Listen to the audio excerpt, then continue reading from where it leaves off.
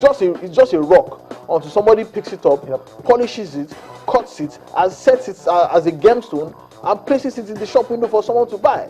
Otherwise, it's just a useless piece of carbon. And that is why we have to do a lot of work in terms of polishing our players, our clubs, our administrators, our processes, our programs, before we can begin to reap rewards. So when people are saying that Stephen Keshi called 30 Nigerian players and dropped 22 and called up only 8, these are the kind of reasons that you begin to think of why he's doing that. If your players can't even cut it on the continental stage, that shows there's a problem. So that's the story for Warri Wolves. They've crashed out of the CAF Confederations Cup, and it means no Nigerian team are playing in Continental Challenge this year. Let's just quickly take some messages from Twitter.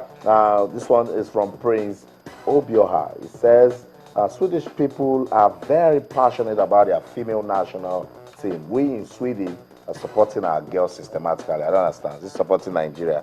Or supporting? I think it's a Nigerian systematically. So come on, because it's based there. So no, you have to support Nigeria. Come on, wear your green, white, green. Make some noise for Nigeria. And let's just quickly take this on again. It says, watching our girls, wishing them luck. They are not playing badly, despite the fact they were not adequately prepared. And that's it. Well, I think on the balance of play, like we said, the difference is not the gulf is not wide. I mean, in terms of possession, they're just the Swedes are just shading it. We've had some really good attempts as well. We had more shots on target than they did, but they scored more goals than we have. So the difference is minute. In terms of physical preparation, the girls are prepared, but physical preparation is not enough at this level of football. Tactics, when 90% of the game is played on the also brain. need to test your strength in top friendly games. I really, in as much as we take these guys to Germany, they come for like 16 days, but they fail to organize a lot of top games for them. Apart from the Canada national team we played against an academy, we spanked them 9-0. But you need to strikers. I mean, Abuja Roadside Warriors. You need to test. The FA will claim that they are cash straps. And you can. That's why people will scream when you invite foreign professionals to come and play chart. I mean, when you say you're cash trap and you cannot help the girls prepare. I mean, the matter is desperation. Desperation. I mean, if we can invest a lot of millions in Super Eagles, yes, I understand that is our biggest asset in football. We need to give Super Eagles the main team, but also we are talking about the Super Falcons. If the Super Eagles are camping for a World Cup tournament, I know how the NFL will go all around to get really good friendly games for us. These guys were camping in Abuja for a long days without the friendly games. And you expect them to go and perform wonders at the World Cup. And a statement from the NFL, we are charging them to go and win. Wait, how many, let's even ask, how many African countries have competitive female football programs? We have been spanked 10-0. Yes, and how many countries in the world have competitive? Well, the truth is, all over the world, female football is not as well funded or as well grounded as the. But also some level. The CAF is not really doing well. Also, no. CAF hasn't done anything in women's game. They've not done as They're well. Just concerned about organizing the African Women's Championship, and that's it. Look at the South African experience. In South Africa, the Bayana is solely funded by Sasol. That is their own equivalent of the NNPC. All their bills, the coaching bills, travel expenses, bonuses, is funded by just one company. So and there are thousands of companies in Nigeria who can foot these bills without a twinkle of an eye. I mean, in a twinkle of an eye, without batting an eyelid. And all these kind of things will also attract some kind of tax rebate for them. They get tax holidays. That's what the Nigerian Football Federation is planning. Yeah, they're planning that today. If they want to sell the rights or the sponsorship rights, because there are so many companies in Nigeria who deal with female or women-specific products. And a lot of them will be more than happy to identify with the Nigerian women's national team. So if you can shift the burden of sponsorship onto a consortium of these companies or a single one, it will now free up some funds for the FA to do other things with the males game and probably plop some of it back into the women's league as well. So I think there's more than enough that they should be doing that they haven't done. That's it.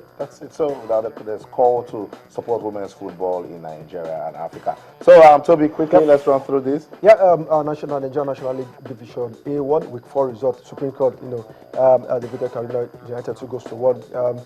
Unbeaten 3 games, good on for them. Yobe Desert 2, Spotlight 1, Adamawa United 2, Kogi United 0, Play 2-3, Jigawa Golden Stars 0. That Division A2 result, Mighty Jet played with 1-1 draw against Gombe United at home. ABS got a first victory of the season against FRSC, and 2 games were postponed. Do you know why they were postponed? Yeah, some clubs have been requesting for postponement. Hopefully they will get things sorted out. In Division B1, MFM spanked Nebe City 6 goals thriller inside Ayege Stadium in Lagos. Benin Insurance got the first victory of the season against Julius Atete, 1 goal to nothing. Aqua Starlet 1, First Bank 0, Atiba 1, Gateway United 0. And also Division B2, Ekiti United defeated Crown FC 2 goals to 1. First Crown defeat this season. Ikorodu United 4 goals against Buzobia Comment 1, Goran 0, and Remo Stars 3, Prime FC 1. 4 goals thriller in the Southwest Derby in Gabo. They played yesterday. I saw that game, all 4 goals. Paul Cummins in the second half. That's a good one coming from the Nigerian National League. Good to see them scoring goals. Victory for MFM, Aqua Stars, Ikorodu United, and of course Remo Stars. I think all Lagos teams are really doing well. If you check the log, First Bank, MFM leading the pack in Division B2. So in Division A1-2, Crown, Ikorodu United, a Lagos-based team also. So hopefully Lagos team will just get a ticket this season. Hopefully. Okay, we'll just wrap this this part of the program with updates coming from the Nigerian National League. So thanks so much for coming on the program. And let's keep the optimism that the Super Falcons can get something out of this one. Toby, thank you so much for coming around. So that's it. I was still taking a look at all that is going down in your exciting world of sports. Let's go on this quick break now. When we come back, Stanislas Wawrinka is the winner of the French Open. How did he do it? Why Novak Djokovic? We'll talk about it when we return. Stay with us. Welcome back. You're still watching Sports Tonight, broadcasting live from Channels Television Sports Center in Lagos, Nigeria. The game between Nigeria and Sweden is still Sweden 2, Nigeria 0 at the FIFA Women's World Cup. We're still keeping our eye on that, so we'll keep you updated. Right now, we want to talk about the French Open. You know the story. Wawrinka, Stanislas Wawrinka, is the winner of the French Open. But Yemi Adebayo joins us now. Yemi, painful, disappointing loss for Novak Djokovic. Yeah, he loses the opportunity to win the 4 Grand Slams. And that is what he's waiting for now, because he seems to be the supreme being, if I could use that word. If you look at the men's circuit, he seems to have everybody's number: Roger, Nadal, Andy Murray. Well, it's surprising. Even if you were a gambler, you wouldn't put your money on Stanislas Wawrinka winning that one. And it's good for the Swiss guy, because now he has 2 Grand Slams. But it's surprising, in the men's circuit, it's always been about the big 4. And in recent times, Stanislas Wawrinka and Marion Cilic happen to be the 2 guys that have been able to win Grand Slams in the last 4 or 5 years. Okay, that was the time Del Potro won. But outside the big 4.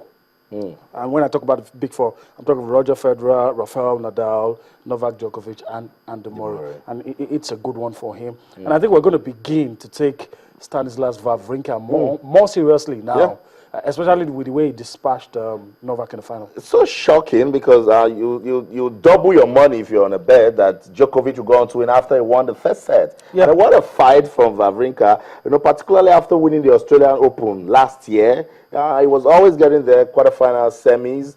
Now number 4 in the world. You think we'll start seeing some changes in male tennis? Some of us have to eat our words. I was one of the few that said he was lucky to have a Grand Slam to his name, because I felt Rafael Nadal was injured in that final, forced himself to beat one of the opponents in the semi-final, and he played in the final, was injured. But this is the best way to make people shut up. I'm eating my words right now. You should. Stan is the man. And I hope that he will be able to get more Grand Slams.